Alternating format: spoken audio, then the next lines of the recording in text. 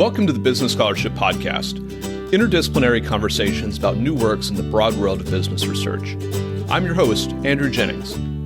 If you like what you hear today, please consider subscribing to the podcast or sharing with others who might like it too. And if you have ideas for future episodes, let me know.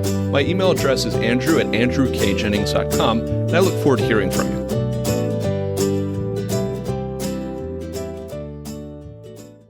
Our guest today is Laura Coordes, Associate Professor of Law at Arizona State University. We'll be discussing her article, Bespoke Bankruptcy, which is forthcoming in the Florida Law Review. I'll add a link to the article in the show notes for the episode. Laura, welcome to the Business Scholarship Podcast. Thank you very much for having me. It's great to be here. You observe in the paper that we have a federal bankruptcy code that is supposed to resolve issues of insolvency, to work out debts between debtors and creditors. I wondered if you could introduce the paper a little bit and some of the background with just an explanation of how the bankruptcy code is supposed to work for debtors and creditors, and why are there situations in which this standard code-based system of bankruptcy maybe doesn't work or isn't desirable or isn't optimal? Broadly speaking, this is a really high-level overview, right? But the bankruptcy code provides a set of mechanisms for all sorts of different entities, corporations, individuals, even cities and towns, to adjust their relationship with their creditors. And the idea is that bankruptcy is intended to be a collective process. If you're a debtor in bankruptcy, you're not dealing with your creditors on an ad hoc basis, one by one. In bankruptcy, you have a judge-supervised proceeding where debtors can deal with all of their debts and all of their creditors in one place. And another, I think, really key feature about bankruptcy is the process is intended to be compulsory in nature.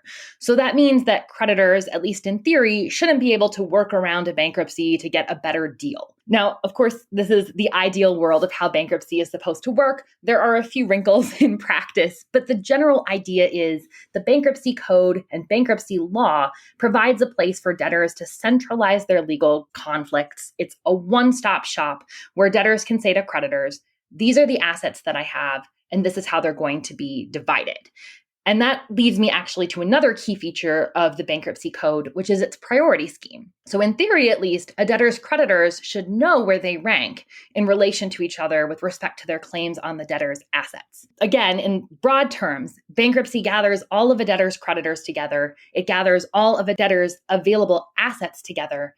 And then it uses a defined priority scheme to distribute those assets to the debtor's creditors so that the debtor can proceed with whatever objective or outcome it's looking to accomplish through the bankruptcy process. And that could be reorganization, so allowing the debtor to continue operating as a business post-bankruptcy. It might be liquidation, allowing the debtor to sell off its assets. And if we're talking about individuals, we often refer to the goal as being a fresh start. So allowing the debtor to pay what she can and then leave those old debts behind.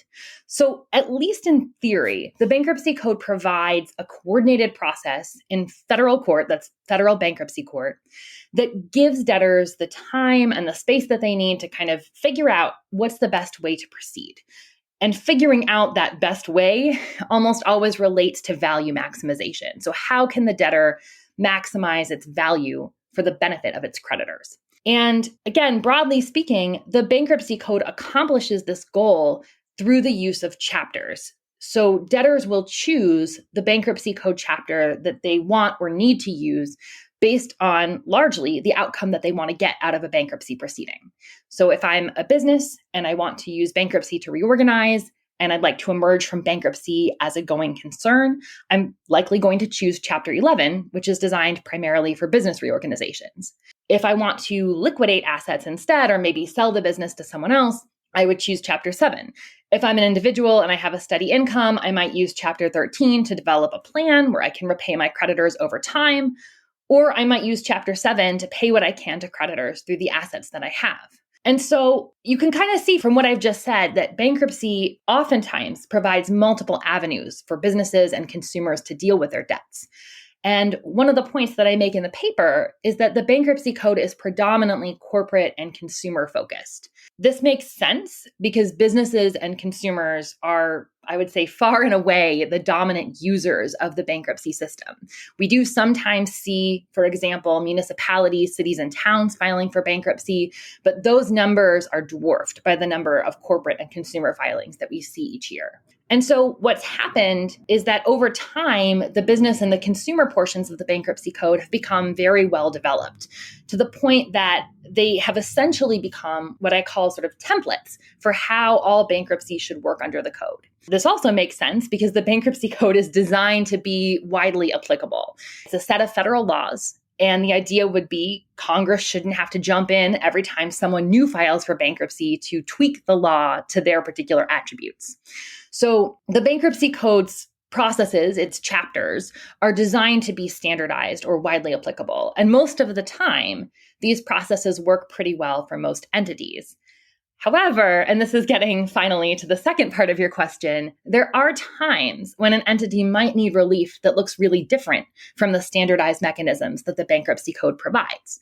So if these entities are using the bankruptcy code and its standard processes, if they're using the code chapters to get relief, they might really be struggling, or they might not be eligible for bankruptcy at all. And so I have called these entities bankruptcy misfits, because to an extent, they're really like square pegs and round holes. They can't fully optimize the bankruptcy relief offered by the code because they're ineligible or because they're so structurally or functionally different from the entities that typically use the code that the sort of standard templates just don't work for them. And I should point out just one more thing, that Congress has at times recognized the existence of bankruptcy misfits and from time to time has made adjustments to the bankruptcy code to accommodate them. One of the biggest examples that I give in the paper is municipalities, particularly general purpose municipalities like cities, towns, and counties. These types of entities are very differently situated from your typical corporate and consumer debtor. They can't liquidate because they have to continue to provide basic services to the public, so they can't generally sell off their assets.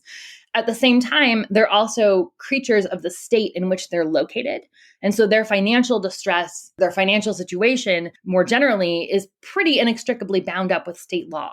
And so you can imagine how a federal bankruptcy proceeding that adjusts municipal debt might create concerns about the federal government encroaching on states' powers. So Congress, in recognition of all of this, created a distinct chapter of the bankruptcy code with special provisions for municipalities in recognition that there were unique concerns that the other chapters of the bankruptcy code just didn't address. So there are bankruptcy misfits for which some of these standard templates for bankruptcy don't really work. And as you point out, sometimes there might be a critical mass of misfits and Congress will create a new template for them, as in the case of municipality bankruptcies.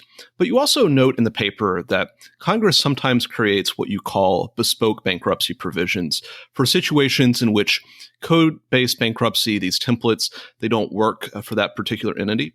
What do you mean by bespoke bankruptcy, and how does this concept or this practice differ from code-based bankruptcy? Bespoke bankruptcy is the term that I use to describe bankruptcy relief that Congress creates outside of the bankruptcy code. So this isn't a chapter or a provision in the bankruptcy code. It's a separate law or statute that's completely outside of the code. And it's designed for a particular group of debtors in response to a perceived need. These debtors, too, are bankruptcy misfits, but Congress has decided that the way to better assist these debtors is to not work within the code. Instead, Congress creates bespoke bankruptcy, this customized debt relief designed for a particular group of debtors. And bespoke bankruptcy does contain many of the attributes of bankruptcy law more generally, but it's not housed within the code itself. So if we think of the bankruptcy code as providing bankruptcy relief in standardized form, right, through the chapters, bespoke bankruptcy provides bankruptcy relief in a much more tailored form. It's still using many principles from bankruptcy law. So for example, bespoke bankruptcy is still federal law. It may still be a collective process. It may have features that we draw on from bankruptcy law, like the automatic stay or other priority rules, for example. But it's also responding to distinct needs that are particular to the debtor at issue by creating additional mechanisms and additional processes that aren't found in the bankruptcy code that sort of stand on their own as different forms of relief. In the paper, you discuss Puerto Rico as an example of bespoke bankruptcy. Could you outline that case study for listeners? And are there any other high-profile cases of bespoke bankruptcy that might help orient us or give us an idea of how this works in the real world? Yes. So PROMESA, which is the federal law that Congress created in response to Puerto Rico's debt problems, is a prominent example of bespoke bankruptcy. It is one that I outlined to a great extent in the paper. At bottom, PROMESA is a bankruptcy law. It's a federal remedy that provides an opportunity for an orderly, collective process to resolve competing creditor claims. But PROMESA is also much more than bankruptcy. And for that reason, I categorize it as bespoke. It's not housed within the bankruptcy code. It's doing sort of bankruptcy plus work. PROMESA uses other mechanisms that we don't see in the bankruptcy code to help Puerto Rico and its instrumentalities to address their debt. So, for example, PROMESA installed a financial oversight board on the island that's gotten a decent amount of press. And PROMESA also gives Puerto Rico more options outside of sort of the standard court-supervised process to adjust its debt. So to take you back just a little bit, Puerto Rico has a very long and complicated history of financial ups and downs, but I'm not going to take you all the way back, just maybe to 2016. So in 2016, Puerto Rico was in really bad financial straits. In May of that year, it defaulted on a $422 million bond payment. And around that same time, the governor essentially promised that it was going to miss about an $800 million bond payment in July. Its debts were significantly more than its annual economic output. And if Puerto Rico had been a business or a consumer or even a U.S. municipality, we would have said it was a great candidate for bankruptcy. The problem was Puerto Rico, being a U.S. territory, was not eligible for bankruptcy under the bankruptcy code. And its municipalities, or its instrumentalities, as they're referred to, were not eligible for Chapter 9 relief under the bankruptcy code either. So they weren't even eligible for the special relief that Congress had created for other U.S. municipalities.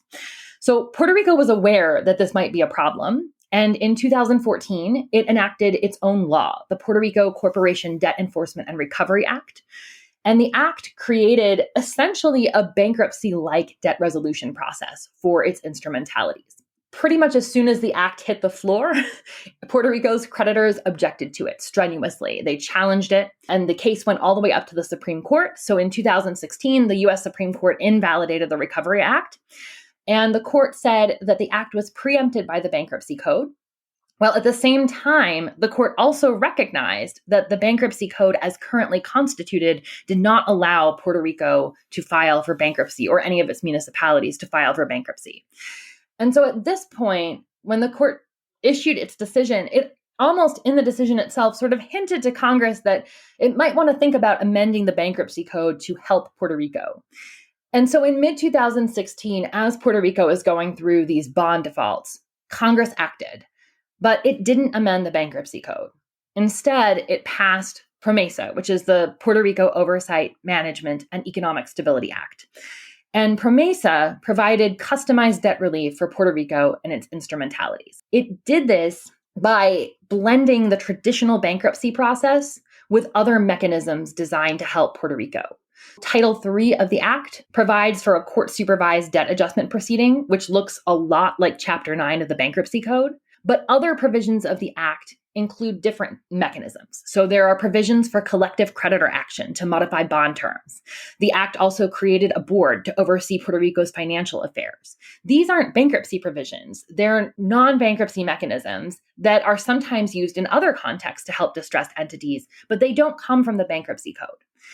And so what I think Puerto Rico's experience shows is that sometimes the bankruptcy code isn't a good or maybe an appropriate mechanism to provide bankruptcy relief. It's certainly the case that some of the reasons Congress chose not to amend the bankruptcy code for Puerto Rico were political, but there were also substantive difficulties that would have made inserting Puerto Rico into the bankruptcy code complicated as well. For example, the bankruptcy code doesn't have any mechanism to adjust territorial level debt. So if Congress had wanted to modify the bankruptcy code to truly help Puerto Rico at the territory level, it would have had to have made some substantive adjustments in addition to simply saying, okay, Puerto Rico is now eligible for bankruptcy. I do have to acknowledge, of course, that PROMESA hasn't worked perfectly.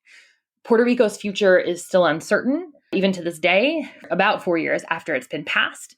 And Congress's choice to provide bespoke relief has arguably created some problems of its own in terms of uncertainty, in terms of increased costs. For example, there have been numerous challenges to the authority of the oversight board and to the scope of their authority and to the appointment of the board members. But the key point here, I think, is that Puerto Rico was a bankruptcy misfit. It needed bankruptcy, but the relief the code provided wouldn't work for it. And so by providing relief outside of the bankruptcy code, Congress did open the door, at least, to a fresh start for Puerto Rico. The other high-profile example of bespoke bankruptcy that I talk about at some length in the paper is Dodd-Frank. So Dodd-Frank, obviously, it's a big law. It has many components, but part of what it does is it combines ex-ante regulation with a collective process to discharge a debtor financial institution's obligations. So bank holding companies are eligible to file for bankruptcy, but banks themselves are not. So they cannot use the bankruptcy code. They're ineligible. And rather than amend the bankruptcy code to allow banks to file, Congress decided to create an orderly liquidation mechanism under which the FDIC, acting as a receiver, can seize and break up and wind down a distressed, systemically important financial institution. And Congress looked at the distress of these financial institutions and believed that the failure of a SIFI, of a systemically important financial institution, is materially different from the failure of non-financial businesses. And so although SIFIs need a federal process for value maximization, it shouldn't come from the bankruptcy code. And in the case of these financial institutions, I think at least in part, because their distress implicates responses from the FDIC and from the federal government, their resolution is likely better taken care of under a bespoke system than under the bankruptcy code, because many, if not all, of the bankruptcy code standard templates, I should say, really none of them take the role of regulators or the federal government into account all that well. And so a bespoke system seems more fitting for these financial institutions than simply creating another chapter under the bankruptcy code. I'd like to turn a little bit to the normative and policy piece of this paper. As you note in some of these examples, Congress is in the business of bespoke bankruptcy, and you suggest that there are perhaps times when that makes sense versus trying to accommodate them into the existing templates or to create a new bankruptcy template. I wondered if you could maybe highlight or outline some normative or pragmatic or policy principles that Congress should be observing when it gets into the business of bespoke bankruptcy. Yeah, so I think one of the big questions that I devote a good portion of the paper to trying to answer is, to what extent should Congress be in the business of bespoke bankruptcy? There are times when Congress will just amend the bankruptcy code as opposed to going off in some totally new direction.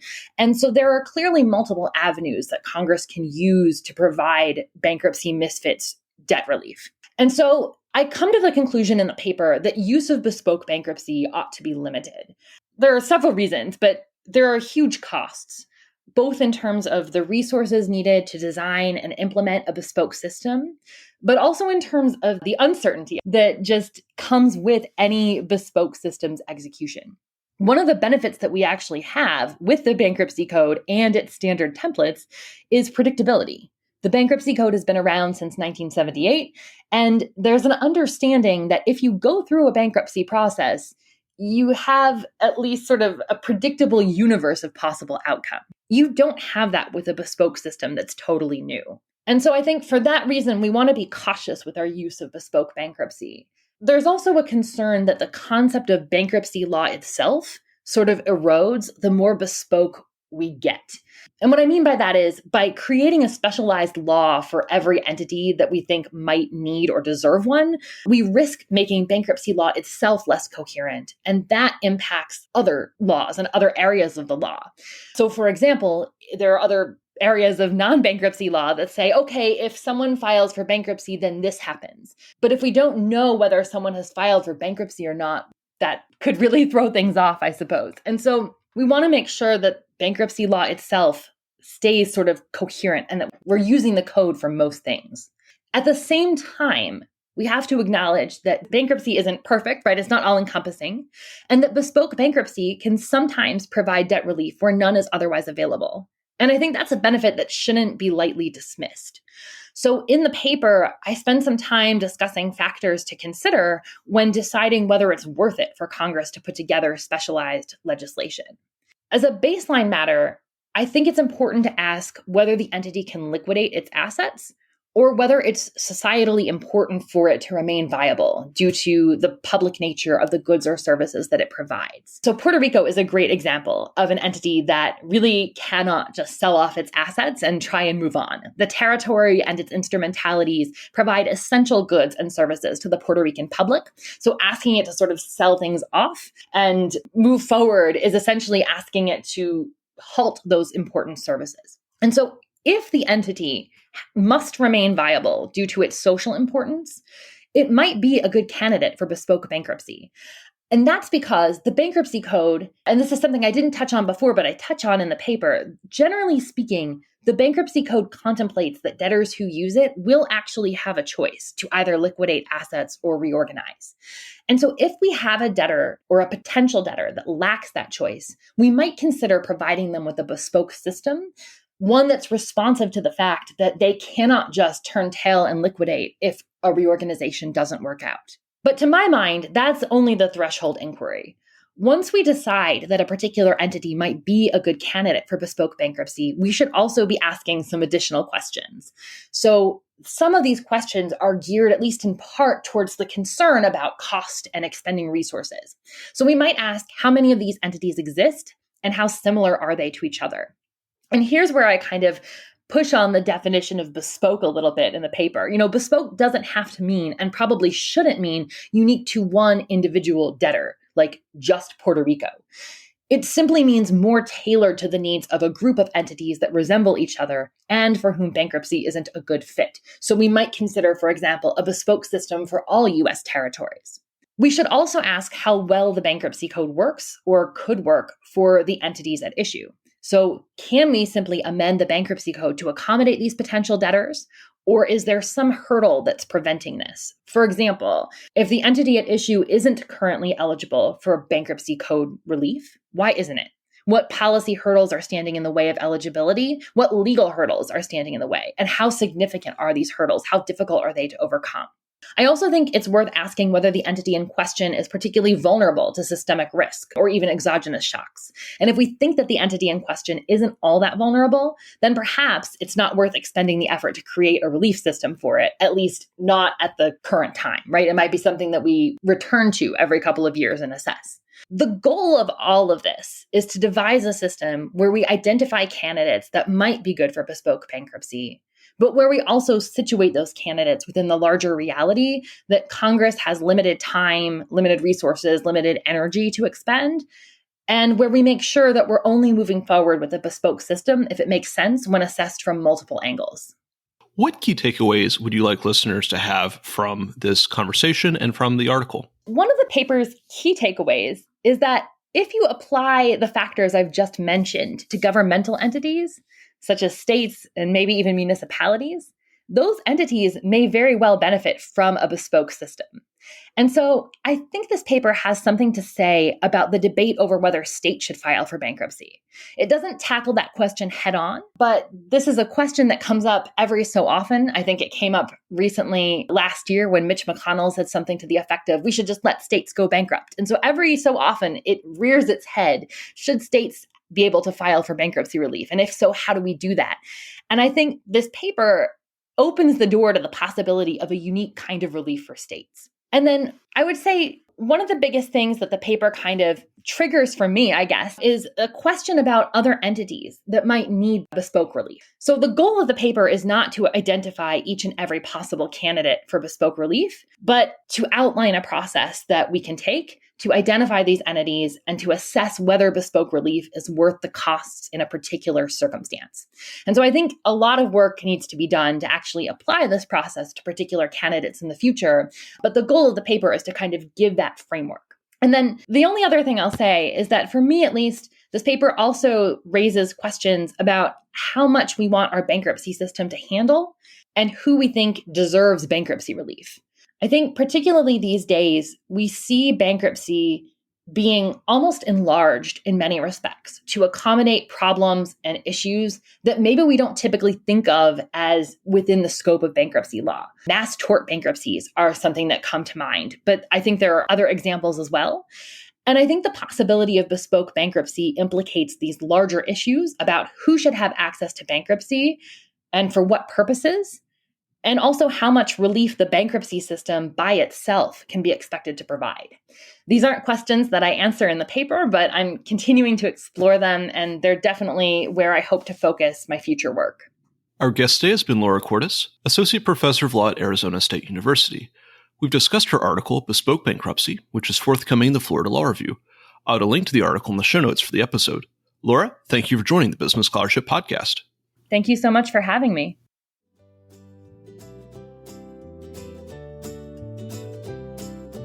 Thank you for listening to another episode of the Business Scholarship Podcast. If you like what you heard, please consider subscribing to the podcast or leaving a rating on your favorite podcast app, or let other people know about it too. If you have suggestions for future episodes, please let me know. My email address is andrew@andrewkjennings.com, and I look forward to hearing from you. Until the next time, I'm your host, Andrew Jennings.